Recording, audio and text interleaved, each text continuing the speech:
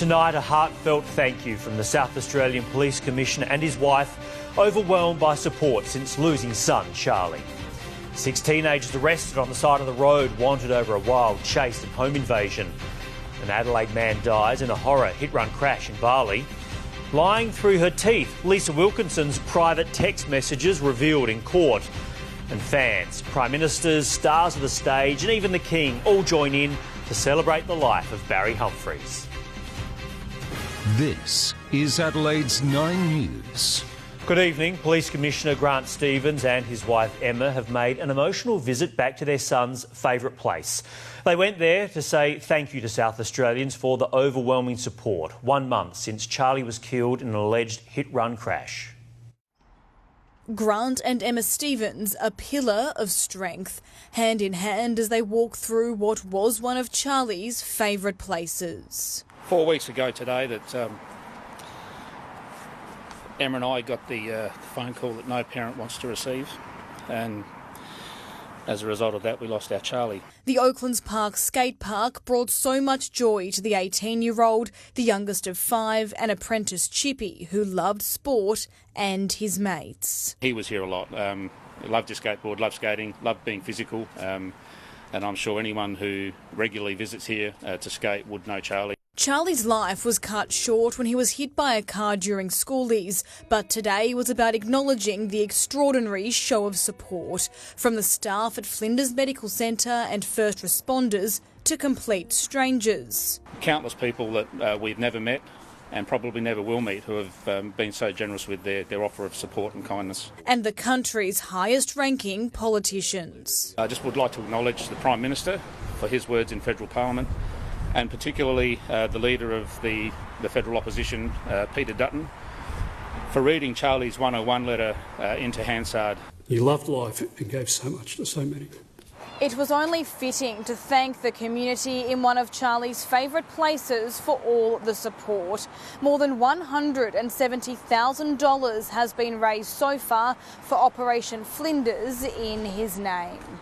I think will make a big difference to a lot of kids who are struggling to find their way in life. Charlie chose to donate his organs, something his family hope others will consider too. As for the Commissioner's return to work, that's something he says will happen in time. And it's given us the ability to work through this process as we try and figure out what a future looks like without Charlie in it. Inga Nielsen, 9 News.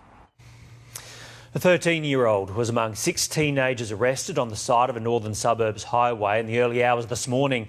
They were wanted for a home invasion and the boys are accused of leading police on a citywide chase in a stolen car. A fleet of police finally moving in. Cornered on a highway at 3 o'clock in the morning, surrounded by police. 6 teenagers pile out of a stolen car and into the back of waiting patrol cars.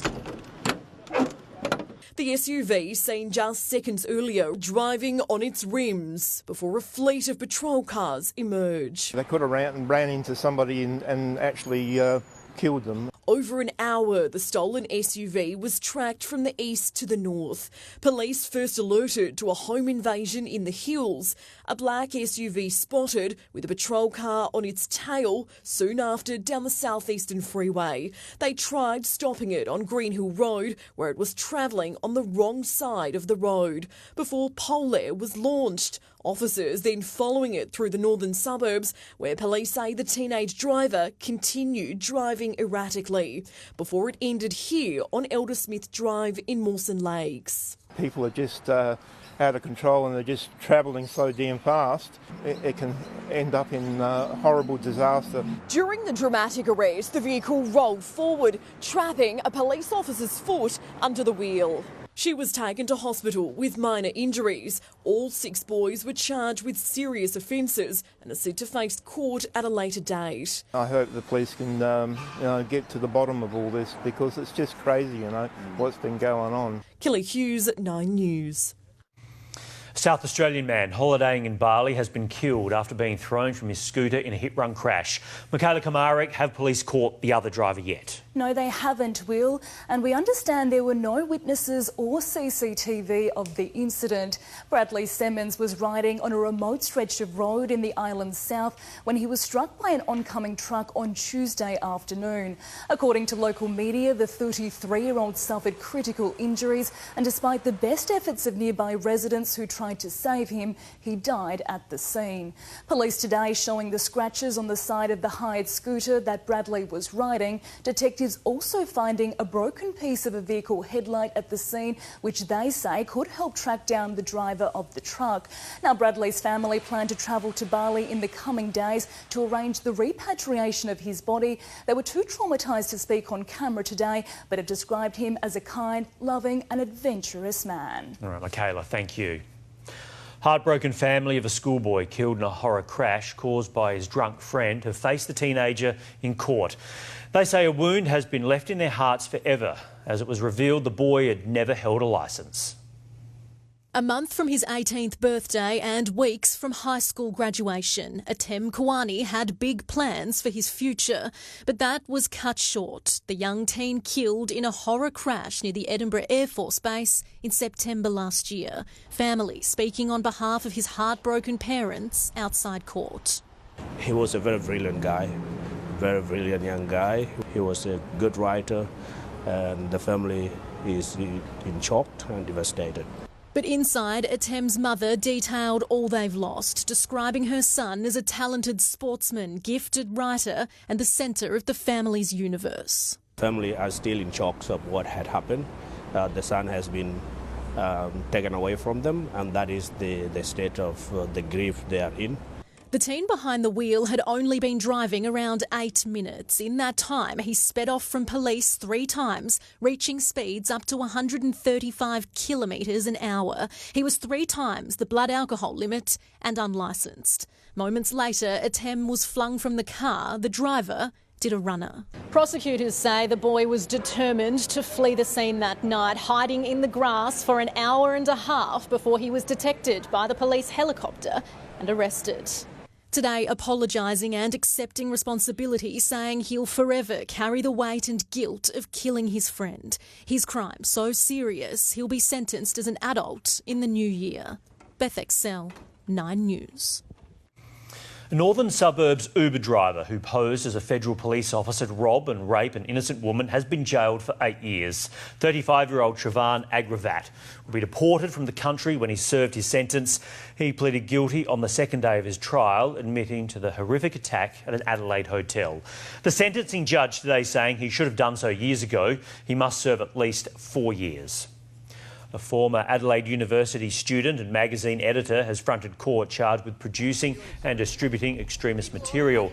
Habiba Jaghori was arrested at her home in Cowandilla in October. She's accused of glorifying the violence committed by Hamas. A group of supporters defended the 26-year-old outside the magistrates' court today. What type of material did you distribute? What kind of material were you producing? Ms Jaghori's counsel asked for an adjournment. She remains on bail until her next appearance in February. The Flinders Medical Centre is working to replace old equipment, including a 30-year-old transformer that is being blamed for a major power outage earlier this year. Patients were left in limbo for hours when the blackout hit the hospital in August. The cause was found to be a short circuit within the transformer. That piece of equipment is 5 years past the rated life of 25 years, but still within recommended limits. New equipment is expected to be operational by March next year. A long-term immigration detainee is suing the federal government for false imprisonment after ASIO gave him security clearance more than 11 years after he arrived unlawfully by boat. It's a new problem for the Albanese government that was today welcoming a big step in its long-term defence strategy. Fresh from patrolling contested seas south of China, HMAS Brisbane's home. Just hours after Australia's closest security ally draws its southern mate even closer.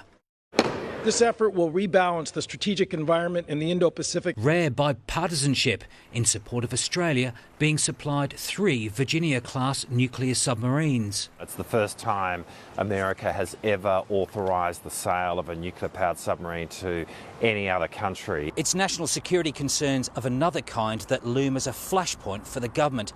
After almost 150 detainees were released into the community, some with serious criminal convictions. One of Australia's longest-serving immigration detainees is Syed Abdel Latif. He arrived by boat at Christmas Island in May 2012.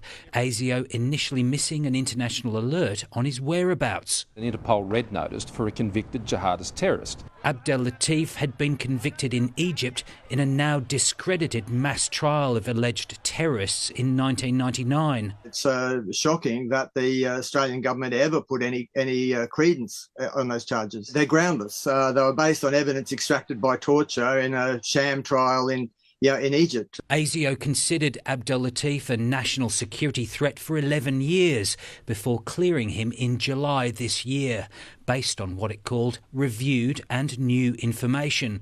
But he's still locked up, unlike the murderers and child sex offenders recently released from detention. What is happening with him? Will he be released or not? There's a complete lack of transparency. We don't comment on individual cases, particularly when there are ongoing legal matters surrounding them. Abdel Latif's case had been listed to come before the High Court today, but suddenly got bumped into the new year.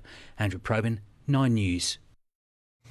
Lisa Wilkinson's objectivity and credibility have come under attack during her second day in the witness box in Network 10's defamation battle against Bruce Lerman.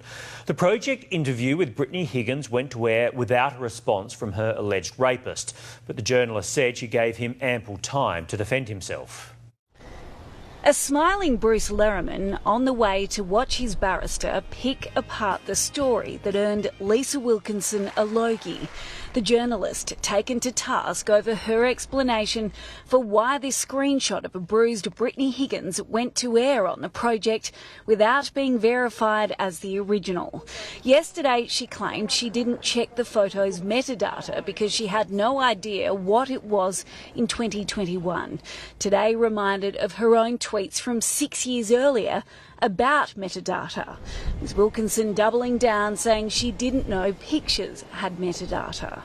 You were emphatic yesterday that you were not a tabloid journalist. I take it to mean that you describe yourself, therefore, as a serious investigative journalist. I describe myself as a journalist. I want to suggest to you that as a journalist of 40 years' experience in 2021, that it was most improbable that you didn't know what metadata was. I disagree.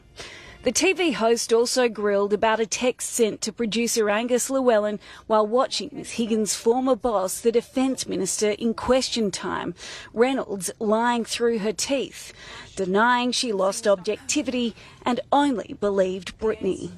Ms Wilkinson rejected accusations she failed to give Lerman enough time to respond to the rape allegations, claiming 80 hours before broadcast was fair and reasonable. A journalist of 4 decades whose own questioning has come to an end with 1 week left in the Lerman versus Network 10 defamation battle. Tiffany Genders, 9 News. Champion Adelaide jockey Jamie Carr has been cleared over the white powder scandal. The Victorian Racing Tribunal dismissed Ms Carr of conduct damaging to the image of racing. The judge found she was unaware that stable hand Ruby McIntyre filmed her and sent the video. McIntyre was found guilty of the same charge and will face a penalty hearing next month. South Australian retailers are getting the benefit of a bumper events calendar with cashed-up tourist spending big. And there's one shopping centre that attracts more interstate and overseas visitors than anywhere else. It's been a big year for South Australian tourism, and more people in our state means more people in our stores. People often get off the plane and come to Harbour Town to start their shopping trip and their time here in Adelaide. Harbour Town today celebrating 20 years, 2023 being one of their most successful, with $250 million in sales. Live Golf, the AFL Gather-Round, Harvest Rock and the Adelaide 500, just some of the events that have brought shoppers from all over Australia. Australia and the Globe. Now it's the best time to come because, it's nearing Christmas and you can get Christmas presents for everyone. All the way from Singapore, Noel and his parents are sure to visit the outlet whenever they're in town. We always try our best to come to Harbour Town because I'm a big fan of Williams, some of the big Aussie brands. The high-quality service during previous trips, something they've never forgotten. We are here actually to look for somebody from Williams. We brought her a little gift from Singapore. Since last year, foot traffic has increased by 12%,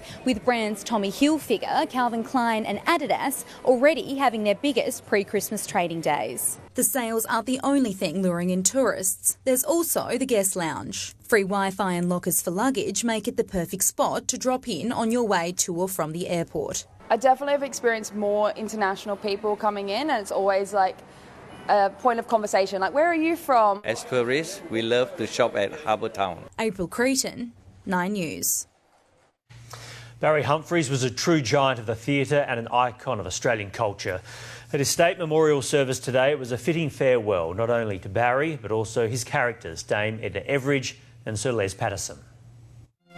In the house he loved, one final show. Hello, possums. Yes, it's me, Dame Edna, and aren't I looking gorgeous? This time for Barry Humphries.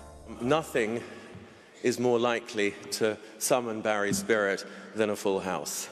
And a full house it was of former Prime Ministers, fans and friends, and an all-star cast beaming in from around the world, led by one of Barry Humphries' biggest fans, King Charles, with a tribute read by Federal Government Minister Tony Burke. I suspect that all those who appeared on stage or on TV with Barry's Dame Edna, or who found her appearing at the back of the royal box, will have shared that unique sensation where fear and fun combine. They've found me a better seat. We would like to particularly welcome the family here today who've lost a husband, a father, a grandfather, a brother, an uncle, and an auntie also, I guess. With Barry Humphries' wife, Lizzie, children and grandchildren in the front row, we got a taste of Barry Humphries, the dad. My favourite smell growing up was the acetone in his little pink pots of nail polish remover. Before each show started, I would sit in his dressing room as he applied makeup, wigs and fake teeth. He wasn't going to teach me cricket or how to do my tax returns. And from Sir Elton John, Barry, the friend. I hope you all have the most wonderful day there and celebrate with laughter, because that was what Barry was all about. All I can say is you were one of the most remarkable people I've ever had the privilege of meeting. Dame Edna put Moonee Ponds on the map. She put the Glad in Gladioli, and she made even me realise that hair dye has its limitations. Of all the accolades, it was a personal battle with alcohol of which he was most proud. His was a life in two acts, the chaos of addiction and then from the 70s onwards his sobriety. He was enormously proud of it and he regarded it as his greatest achievement. As we farewell Barry Humphries, the performer, the showman, the man who craved shock more than applause, some words of wisdom. Never be afraid to laugh at yourself. After all, you could be missing out on the joke of the century. Today, it was Dame Edna who got the last laugh.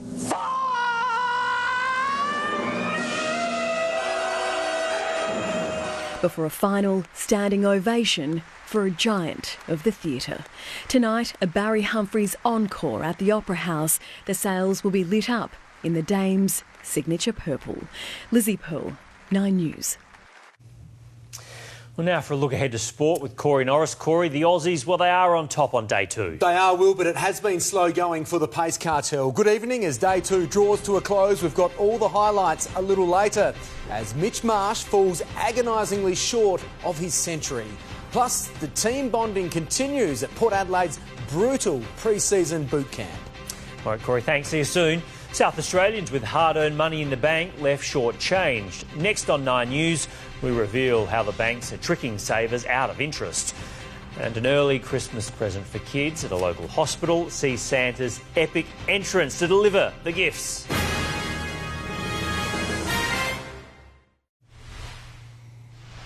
The driver charged over a crash that killed 5 people in Daylesford, northwest of Melbourne, has been granted bail.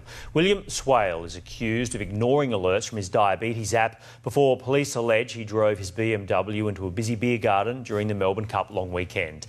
The 66-year-old is due back in court in April. Stephen Miles has been sworn in as Queensland's 40th Premier. The Labor caucus unanimously throwing support behind the father of 3, less than 3 weeks after Anastasia Palaszczuk's resignation. In his maiden speech, he vowed to address problems around housing and do what he can to reduce youth crime. There is 10 months until the next state election. I can't fix the youth crime problem on my own. We need everyone to step up and we need to work together. Treasurer Cameron Dick is now also Deputy Premier. Australian banks are sitting on $1.4 trillion worth of hard-earned savings. But the consumer watchdog claims they're shortchanging people by using complicated systems to deny them interest. They're sitting on nearly $1.5 trillion of Australians' hard-earned savings, but the ACCC says the banks are shortchanging customers with tricky tactics. We are not receiving clear enough information. Chair Gina Cascott-Lieb has handed down a report into bank savings accounts, calling them opaque and complicated. It is confusing for consumers what the terms and conditions are and what they need to do to obtain their headline interest rate. A central problem is a common bait and switch system. What banks tend to advertise is a headline savings rate, boasting high interest, but what more than 70% of customers end up with is a base savings rate, with much lower interest. The gap between the two is widening, and receiving the headline rate, even briefly, is no easy task. Oh, absolutely. Sometimes it can feel like rubbing your tummy and patting your head and standing on one leg just to qualify every single month for that maximum ongoing rate. A simple misstep can disqualify a customer from the headline rate, costing them hundreds of dollars in lost interest. The report puts 7 recommendations to the government, including forcing the banks to alert customers when their savings rate changes and being clearer about how easy it is to lose a headline savings rate. The advice, in the meantime, is don't settle for a lousy return. If you're not earning at least 5% on your nest egg, it's time to take a good, long, hard look at whether that account is doing right by you. Chris Kohler, 9 News. Singer Jimmy Barnes is recovering well from major surgery. His wife Jane sharing this photo from ICU, revealing the singer's had his first visit to the physio. The post saying clearing lungs and deep breathing. We all know he's very good at that. The rock icon has had open heart surgery to treat a bacterial infection. Santa has climbed down the Women's and Children's Hospital to visit some special patients. A large crowd of eager children gathered outside when they spotted someone emerge high up on top of the hospital. Father Christmas abseiling down the side of the building to spend some time with the young patients. Some early Christmas presents handed out to kids doing it tough, allowing them to spend some valuable, fun time away from the ward. Very nice indeed. Well, the centre of Adelaide is tonight bursting with more festive spirit. Chelsea Carey, there's a huge Christmas celebration. Will, there is a fantastic atmosphere here in Victoria Square. Thousands turning out for the Adelaide Christmas Village, really getting us into the holiday spirit. And if you are still looking to do some Christmas shopping, well, over 120 local businesses have all come together here, offering everything from handcrafted treasures to fashion, homewares and art. And there's plenty of fun for the whole family. A kids zone is set up with free festive activities, including face painting, and you can sneak in a good word with Father Christmas himself, then grab some food and watch the live entertainment. The Adelaide Christmas Village runs tonight and tomorrow night between 4 and 10 p.m, and thankfully the weather is looking absolutely amazing for getting out and about this weekend. I'll have everything you need to know just a little later, Will. Great stuff. Thanks very much, Chelsea. A British boy, only 11 at the time he went missing in 2017, has now been found, the mystery solved. We have the details on where the now 17-year-old was all that time.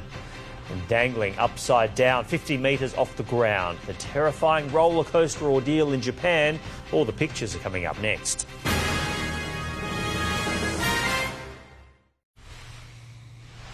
International authorities say they've stopped several terror plots targeting Jewish institutions in Europe. 7 people have been arrested, including 4 suspected Hamas members in Denmark, Germany and the Netherlands. Israel is pressing on with its operation to destroy the military group in Gaza, prompting a fresh appeal from the White House. I want them to be focused on how to save civilian lives, not stop going after Hamas, but be more careful. At least 18,700 Palestinians have been killed in the Gaza Strip since October 7. That's according to the Hamas-run health ministry. Vladimir Putin says Russia's military position in Ukraine is gaining strength and his forces will not stop until their objectives are achieved. In a rare public appearance, the Russian president answered questions from international media and bizarrely from his AI-generated twin. In a first since Russia's invasion of Ukraine, Vladimir Putin holding an end-of-year news conference. Fronting international media and taking carefully vetted questions from the public. On the war with Ukraine, the Russian president revealed there are currently 617,000 Russians fighting. There will be peace when we achieve our goals, he says. What he calls the special military operation has been widely condemned from the outset, but has recently been overshadowed by the Israel-Hamas war. Look at what is happening in Gaza and feel the difference. Well, there is nothing like that in Ukraine, he says. A stream of text messages were also shown, many of them critical, as the man who's held power for nearly 24 years and recently announced he's running for re-election in 2024, insisted it's the West who's ruined relations with Russia. Perhaps the strangest part of the 4-hour conference coming when Mr. Putin took a question from himself. An AI-generated version asking the real Putin about rumoured body doubles and the dangers of artificial intelligence. This as Ukraine recorded a crucial win in its bid to join the EU. Leaders gathered for a summit in Brussels agreeing to open accession talks with Ukraine and Moldova. This is extremely important. We want to support Ukraine. It's a very powerful political signal. Volodymyr Zelensky posting, "This is a victory for Ukraine, a victory for all of Europe, a victory that motivates, inspires and strengthens." Hungary, whose PM has opposed their membership, didn't participate. Its leader later blocking an $81 billion EU aid package that would have helped prop up Ukraine's government for the next 4 years. In London, Edward Godfrey, 9 News. A 6-year mystery has been solved. A British boy missing since 2017, found in southern France. Alex Batty was 11 when he and his mother disappeared on a trip to Spain. This week, he was discovered by a passing driver who said Alex was fleeing a spiritualist mountain community. It is unclear where his mother is. Commuters in New Jersey have been given a taste of the Wild West. Their morning commute interrupted by a long-horned bull. It's not known where the animal came from, but it caused plenty of trouble as it ran up and down the rails, disrupting all services to and from New York City. Eventually, the bull was cornered and tranquilised. An animal sanctuary has now taken him in, naming him Ricardo. An unexpected and unwelcome rush for the thrill seekers in Japan. A roller coaster's sudden shutdown, leaving riders dangling 40 metres in the air. The 32 people on board had to climb down an emergency staircase to reach the ground. It was a perfect blue sky day, and then a bear gets in the way. Skiers in California's Lake Tahoe encountered an unexpected obstacle on the slope. They were cut off by a bear cub. After carving across the run, the cub went cross-country, barrelling into the woods. Well, shop around and save, the new website showing where to buy the cheapest medications. That is next. And the postcard sent in 1981 and has only just been delivered.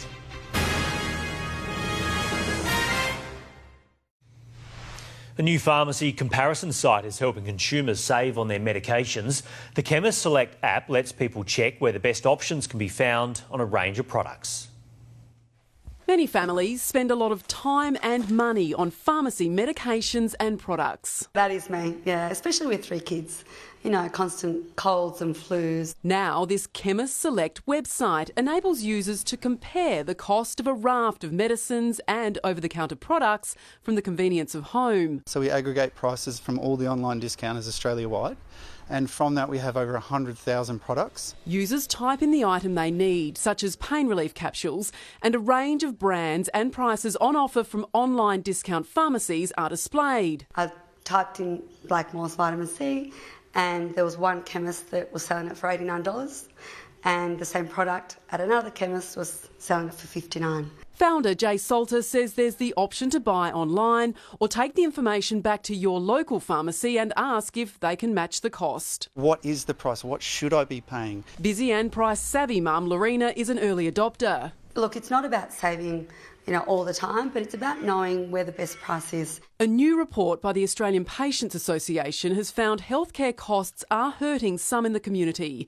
60% of survey respondents said they had delayed seeing a doctor due to costs, and over a quarter had gone without prescription drugs due to budgetary pressures. While price is a factor at the pharmacy, if you require medicinal advice, it's best to speak to your trusted local chemist in person. Emily Rice, 9 News.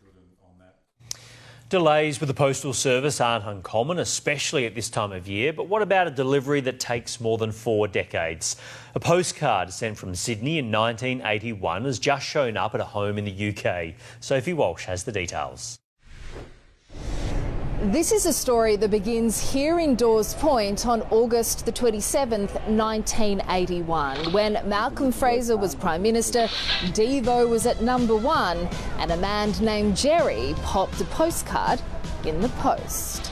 It was addressed to one Steve Paget, who lived 17,000 kilometres away at Westgate-on-Sea in Kent in England's south-east. Featuring a picture of the Opera House on the front, the postcard read, "Dear Padge, you won't believe this, but have just read your letter dated 8th of May. Sorry to not have been in touch, but what can you say about colonial practices?" He finished with, "Hope you enjoyed summer, will write tomorrow, having a brilliant time." There's a reason it's called snail mail, but this postcard took decades to deliver. As it made its way to the UK, the years passed by and the world changed. The internet was invented, the Cold War ended, Princess Diana passed away, Sydney held the Olympics, America came under attack, the world endured a pandemic, and we welcomed a new king. The postcard did finally arrive at its intended address earlier this month, 42 years after it was sent. A woman named Samantha Williams lives there now and is on a mission to return it to its rightful owner. She thinks because it only had a 35-cent stamp, it may have been stuck at a sorting office in Australia or the UK. There's also a chance someone simply found it while clearing out old belongings and put it back into circulation. So, as you pop your Christmas cards in the mail this year, it is worth keeping in mind if they arrive at their destination sometime in the next decade, you're doing pretty well. We all need a regular dental checkup, and it's no different at the zoo. 3 primates at Adelaide Zoo and Monarto Safari Park have opened their mouths for vet dentist Dr David Clark. 2-man drills and a chimp undergoing a range of procedures, including the dreaded root canal work. They have all recovered well, though, and they settled back into their habitats. All right, time for sport now with Corey, Norris and Corey. The Aussies, they really piled the pain on Pakistan. Yeah, they posted a huge first innings total, Will. Now it's up to our bowlers. Up next, all the highlights of day 2 of the first test in Perth. Also, why this Crow believes the club's young backline can match it with the AFL's best. Plus, team bonding taken to a new level as the Power push through pre-season.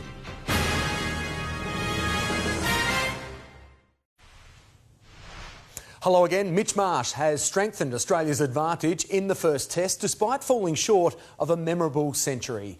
Marsh's 90 helped the Aussies post almost 500, but Pakistan remains unbeaten late on day 2. With his famous family among the adoring home crowd, Mitch Marsh reignited Australia's flame. With this pace, you can't bowl there. 3 boundaries off the 1 over, pushing the Aussies above 400 runs. And the West Aussie towards a milestone of his own. A short one served up, and Mitch Marsh helps himself to another Test match 50. It hadn't been as bad a first session for Pakistan. Got him! And it's an absolute beauty as well. But their mistakes in the field and on the pitch were pounced on. Marsh has no problem with the bat speed, and as a result, the ball disappears. Just as another century looked certain, lunch arrived, and it didn't sit well with Marsh. Bold first ball. beauty of a delivery from Shazad. Disappointment from father and son as Amir Jamal finished off the tale, taking 6 wickets on debut. Australia all out for 487. In reply, the returning Nathan Lyon had Pakistan on edge. The tourists only just staying out of trouble before tea. But they'll soon need to land some blows to get back in the fight. Last night, David Warner moved into 5th on Australia's Test runs list with his 164, but wasn't adding to his message for Mitchell Johnson. Nice little quiet shush. For far next innings, there'll probably be headlines. But it is what it is in the game of cricket. Joshua Dawn, 9 News. Well, things are certainly heating up at the Powers pre-season camp on the Gold Coast, with players again pushed to their limits. The only thing higher than heart rates was the camaraderie as the team bonding continued on the sand dunes. Incoming ruckman Jordan Sweet hopeful he can reap what he sows. Crawling up backwards up hills with sand, and it's definitely not easy when you're 108 kilos, that's for sure, running on sand, but it's definitely a good team bonding experience. A pre-season setback for fellow recruit Ivan Soldo, who underwent finger surgery in Brisbane yesterday and is expected to resume training in about a month. Well, Crows defender Josh Worrell believes his side's inexperienced backline can match it with the AFL's best forwards next year. About to go into his 5th season, the 22-year-old looks more than ready to take on a far greater role. There's been no bigger beneficiary of a big summer in the gym. Josh Worrell naturally counting down the days until round 1. Yeah, very keen to get back into the swing of things. The 17-gamer suddenly a cornerstone of a backline that might lack some big-name recognition, but certainly isn't short on confidence. You can match it with the best, no doubt, and I think, add Dan Curtin to that mix and a few more boys with a few more pre-seasons under their belt, we can easily be one of the best. Whether that comes to fruition could rest on Worrell's increasingly broad shoulders. The 23-year-old filling a void left by Tom Doedee and picking up some slack for the sideline Nick Murray. Hopefully can string a few games together, hopefully get a full season under the belt. I think that's an achievable goal. Haven't done that yet, so I think that's the main focus. There's help on the way too after the club's curtain call in last month's draft. Competition's healthy. If you don't have that, then you're not really going to get anywhere. Very young, but it's a lot of fun down there. Add Dan Curtin and Oscar Ryan to that mix, and it's a good little squad down there and could be something really dangerous in the future. But that future is now for a side hoping to make some serious noise in September. I think the goal is 100% to make finals. I was so close last year, and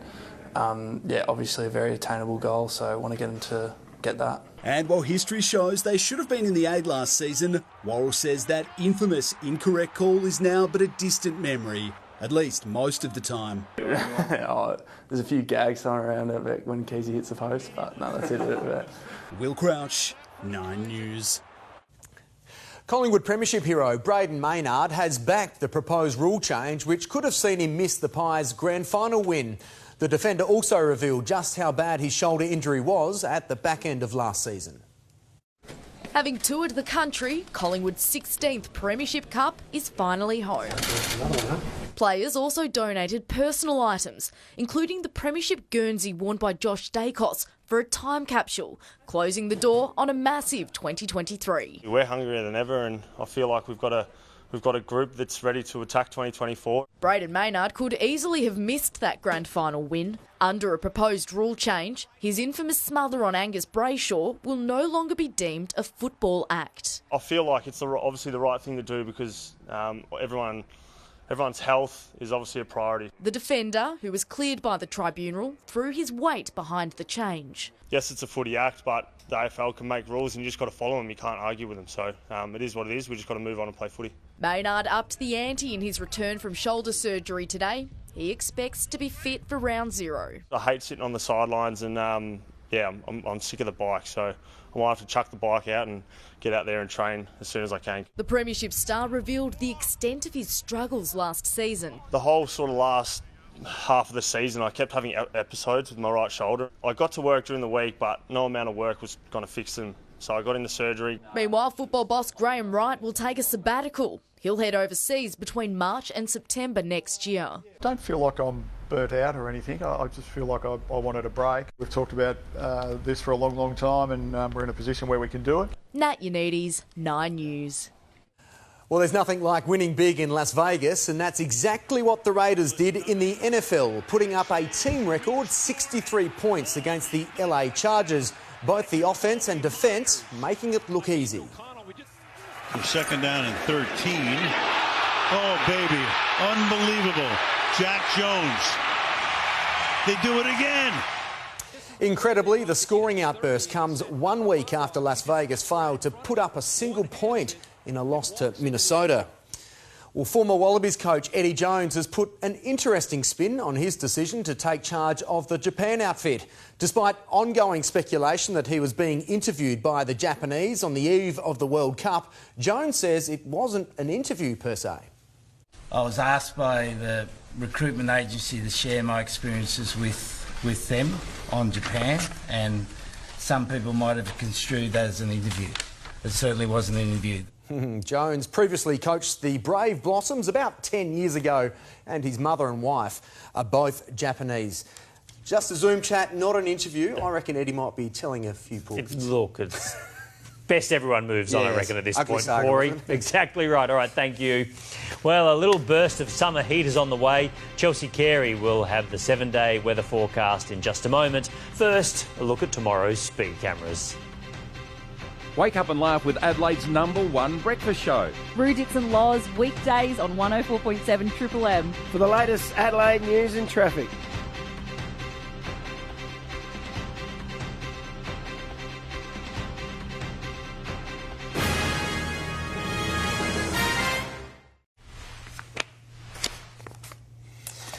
Friday finance now, and our share market has recorded another strong finish. Chris Kohler has the details. The famous annual Santa Claus rally is now in full swing. 6 positive days in a row have pushed the ASX to a 5% rise so far in December, almost twice as strong as Wall Street as we head towards Christmas. Today, mining and energy companies were the biggest winners, while big banks, supermarkets and Telstra also rose. And the Australian dollar was mixed, buying 67 US cents and 61 euro cents. Thanks very much, Chris. And for your up-to-date weather forecast, here's Chelsea Carey. Well, it is feeling very festive here at the Adelaide Christmas Village in Victoria Square. Thousands expected through the gates here tonight and tomorrow. If you are heading in, well, you've got a good excuse to wear your Christmas jumper. It is starting to feel a little cool. Today we had a top of 21 degrees. It's just going to cool off over the next few hours. Now, there has been a little bit of cloud around the suburbs today, but plenty of sunny patches too. It was just the cool winds keeping a lid on temperatures across Adelaide. Mawson Lake's one of the warmer spots with 24. It was 20 by the Bay. Drive through our north, Port Augusta topping at 30 degrees this afternoon, in the mid-20s around Port Pirie and Port Lincoln.